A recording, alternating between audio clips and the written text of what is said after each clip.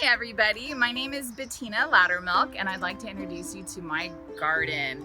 I planted this garden about 4 years ago to be a native garden, mostly native, but it is a butterfly garden. So I have host plants and nectar plants for butterflies. And if you come with me, I'd like to show you my garden. Okay, so some of the flowers that I have in my garden were chosen to be host plants, and some of the flowers were chosen to be nectaring plants. So I'm going to kind of go through and show you what I have, and we'll talk about the plants as we go. So this plant that's coming up right here is called a Clarkia. I have seen this be a host plant for the hornworm, which turns into the hummingbird moth. And you'll see those guys in the late evenings, early mornings. Down here we have seaside daisy, which is a native plant. This is a nectaring plant. This one right here is California fuchsia, and later in the summer it'll start getting red flowers. That'll also be a nectaring plant. This guy right here is a buckwheat. And buckwheat is a host plant for our blues and our hair streaks. Will lay their eggs on there and the caterpillars will eat down some of the plant. We have our state flower, the California poppy. This is goldenrod, and you can see the flowers starting to come up here. Okay, so in this part of the garden, we have this flower right here. This is called 4 o'clock wishbone. You'll see this up in the foothills of Latuna Canyon and lots of other places as well. It's a favorite of mine, and it's a nice ground covering plant.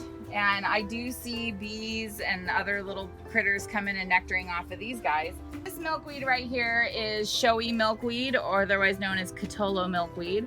And if you look closely, there is a monarch caterpillar right there. And I happen to see another one down here. And these guys, and you can see all the chew marks where they've been chewing the leaf down.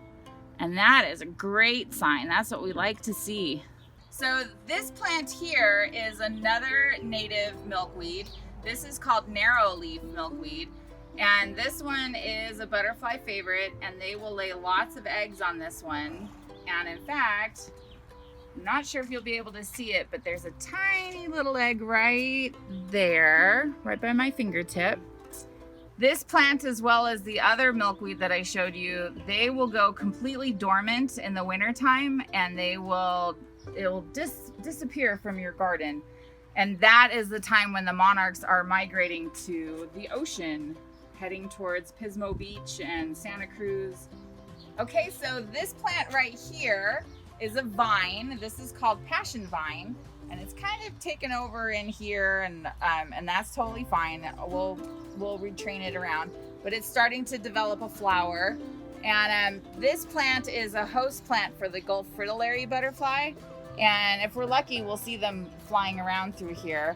I know there's a couple of eggs on here, and the eggs for the Gulf fritillary is orange, whereas the egg for the monarch is more of a cream color, and the caterpillar for the Gulf fritillary is orange and black, and they have spikes on them, but they're not detrimental to you. They won't hurt you if you were to touch them.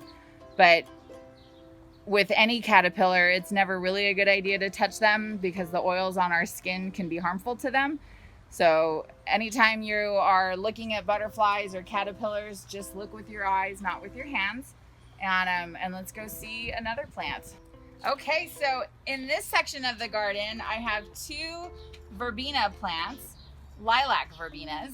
And these are not a host plant, but these are a hot nectaring plant. Everything wants to come and nectar off of these guys. I have seen painted ladies, I've seen swallowtails, I've seen monarchs, I've seen a little bit of everything comes and lands on these guys and has a drink. This plant up here is known as a popcorn cassia, and it's not a native, but it is a host plant for the sulfurs, and those are the big yellow butterflies that are solid yellow. So this plant right here is the quote unquote bad milkweed. This is tropical milkweed. This is what you're going to be able to find in your box stores and your garden centers a lot more readily sometimes than the native milkweed. But this plant, if you do decide to plant it, it is a host plant and it is native to Mexico where the monarchs originate from. It's just not native to our area. So we want to mimic what our native plants are doing. And in the end of November, our native plants are going dormant and completely disappearing.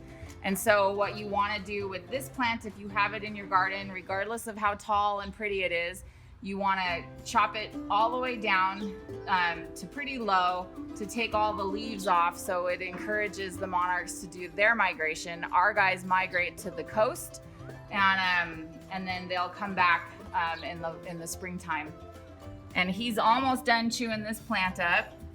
And it's okay if he chews it all up because these plants are really hardy and they will grow new leaves. It won't be very long before they get new shoots on them. And he has access to the other plant if he decides he wants to move over there. And he's almost big enough to become a chrysalis. And when he's ready to do that, he will leave the plant and he'll probably crawl up the sides of the wall of this pop-up and he'll hang from the top. He'll form a J, he'll shed the skin for the last time, and underneath the skin will be his green chrysalis. And from that, it'll take about 10 days and he will transform into a monarch butterfly. Thank you everybody for coming and taking a tour of my garden. I hope you enjoyed seeing the plants and learning a little bit about the plants and the butterflies. And if you would like, you can follow me on Facebook, Betina's Butterfly Garden, and we'll hope to see you there and future events down the road. Thanks everybody, bye.